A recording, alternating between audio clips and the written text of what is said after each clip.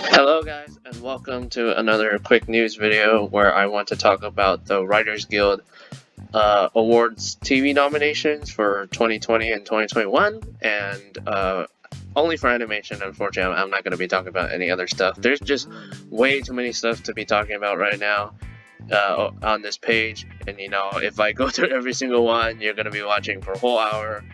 Plus for the other shit, plus like Better Call Saul. I know like Better Call Saul is a big hit, but I haven't even seen Breaking Bad yet, so I'd have to go watch that show first and then watch BCS, which I haven't watched yet. There's also Raised by Wolves. Well, maybe I can watch Raised by Wolves. I'll probably check some of these shows out eventually. Just I don't really have a lot of time right now. But anyways, I wanted to cover the animation WGA nominations at least.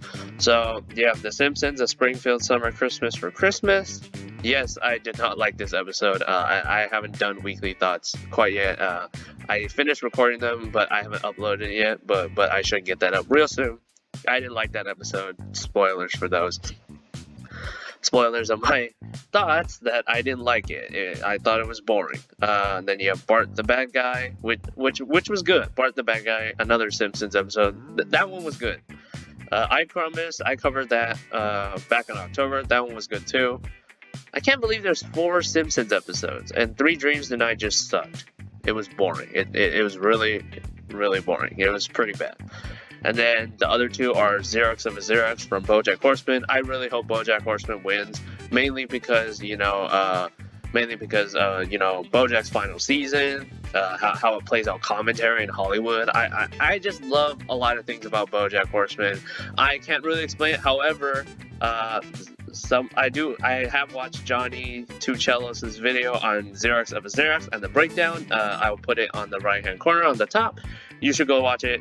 It is really, really good. The amount of effort he puts into his content is just mind-blowingly amazing.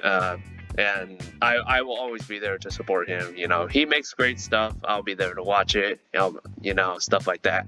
You should go check out his video. There'll be a link in the description as well. And he breaks down a lot of stuff from Xerox of Xerox, and how BoJack goes from being loved to his final legs before he ends up going to prison. And I really liked how he starts out his first interview is doing good, but he's playing it like he's the victim. Then he lets the fame kind of get to his head, and then the second interview really starts the demise. And then from that point he openly admits something, so it's not the matter of fact that it's not the matter of fact that he doesn't know, or he's letting fame get to his head, because at first it seems to be that way. However, eventually it starts to become more just malicious in intentions, and because of that, that's what truly leads to his downfall, more so than letting the fame get to its head. Because if we go forward to the future episodes past Xerox of Xerox, you can really see the demise of Angela wants to remove BoJack from all the syndicated reruns of Horse and Ground, and then you have the view from halfway down where BoJack goes into hallucinations about everyone around him and what he did to them. And that episode is just fantastic episode. I am not even kidding. And then it's shown that he goes to prison, and he's only invited to the industry wedding, but not the personal wedding of Princess Carolyn. And that's because his reputation is not like that, and because he let all the fame get to his head, and his malicious tone. It's pretty much over for him. All his friends have moved on from him. Princess Carolyn said when he gets out of prison, she'll help him, but she's not gonna be with him anymore. They've all moved on to different things. They don't need his toxicity and his negativity in life. And Johnny does this breakdown so much better than I ever could. I honestly say I am not qualified to break down BoJack Horseman one bit. There's a reason why I don't talk about BoJack Horseman a lot. It's because there's just so many other people who can talk about it way better than I can. They have a huge I love BoJack Horseman, but I don't have a huge passion to talk about it like I do with Bob's Burgers or Central Park or or sometimes the Simpsons, you know, like that kind of stuff. I have a true passion for talking about Central Park, and you know, I like to cover more shows that are more underappreciated because you know I feel like they deserve some love too. So yeah, I'm not gonna be talking too much about BoJack anymore because you know Johnny did it way better than me. Just go check out his video. I'm not kidding. And then the last nomination for the Writers Guild TV nominations is Bob's Burgers season 10 finale. Prank You for Being a Friend. I like Prank You for Being a Friend. I thought it was good character progression. I like the continuity in it. I did like seeing Jimmy Pesto and Bob get along, even though I'm pretty sure they just go back to being enemies. Although Yachty Are Nice, the recent Christmas episode, which I haven't covered yet, like kind of is a build up from that sort of thing. But I'm not sure where they're going to leave with this. But I hope they I hope they acknowledge this continuity and continue to make the relationship better, because Jimmy Pesto is a terrible character. He is just boring. He's one note, and yeah, he revolves around one joke. He's terrible. But you know, if they can, you know, acknowledge continuity and keep going with this, I think that Jimmy Pesto could be a redeemable character, at least in my eyes. So yeah, and then for those of you that are wondering why are South Park and Rick and Morty not on the list, they are not covered by the Writers Guild of America.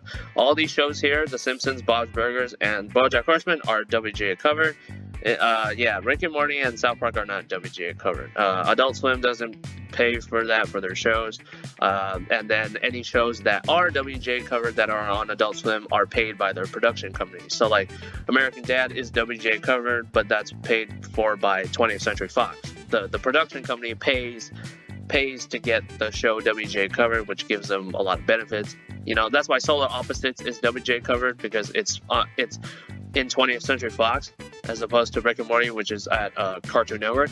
And, you know, Adult Swim and Cartoon Network don't WGA cover their shows.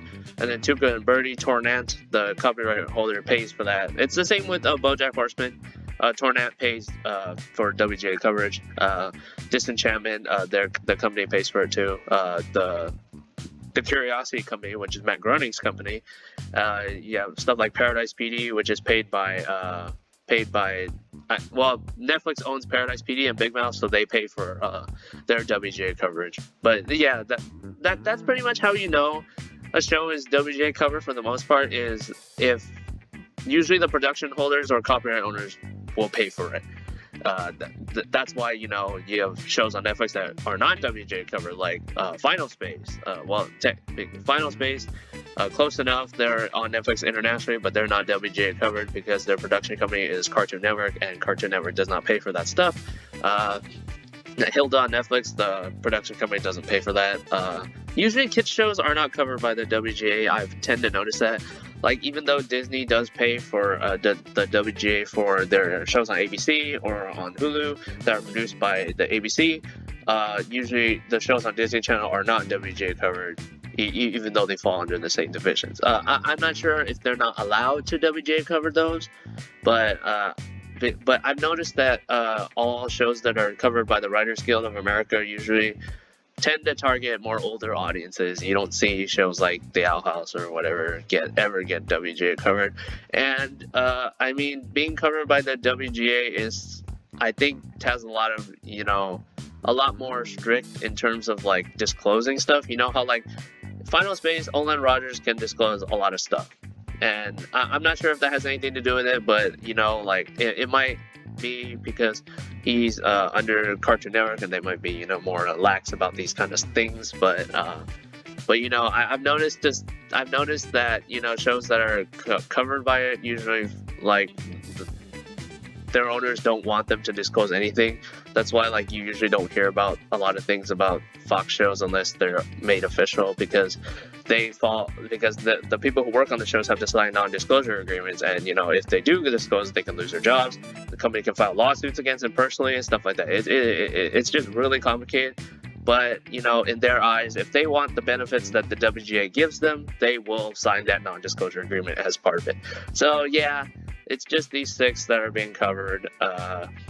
I meant being nominated. Sorry, I don't know why I said covered. Sorry, I got it mixed up. So these 6 episodes, I still don't know why 4 Simpsons episodes are being nominated. That is just stupid to me. 2 of them aren't even good. I think it should be one maximum for each show. So you can have, okay, The Simpsons, you have BOJACK Horseman, you have Bob's Burgers, and then you have 3 other shows. Let's say Central Park, Bless the Hearts, and Solar Opposites or something like that. Yeah, you got 6 shows. Some variety, instead of just picking what's popular, because, picking what's popular is just incredibly stupid to me. It's like the Emmys pick what's popular, and it doesn't matter if it's good or not, it gets picked. It just baffles me. Like, The View from Halfway Down didn't win. Free Churro lost to The Simpsons, so they're picking what's popular. Okay, The Simpsons is the most iconic franchise, and they picked that. It's just stupid to me. It's just stupid to me. I feel like they don't even watch the shows. I'm just hoping that the people who nominate these stuff for the Writers Guild actually are watching these and thinking these are good episodes. I understand that people have different tastes and all, but I think that I just hope that they're not picking based on popularity. It's not a popularity contest. It's a contest based on what I like the most or what the voters like the most, stuff like that. So anyways, it was just a quick news video on these 6 episodes that were covered on the nominated. I don't know why I said covered again. They're nominated on the Writers Guild of America TV nominations. I hope BoJack wins, but if BoJack doesn't win, please let it go to Bob's. Anyways, I want to know what you think in the comments below, and I'll see you guys next time. Goodbye.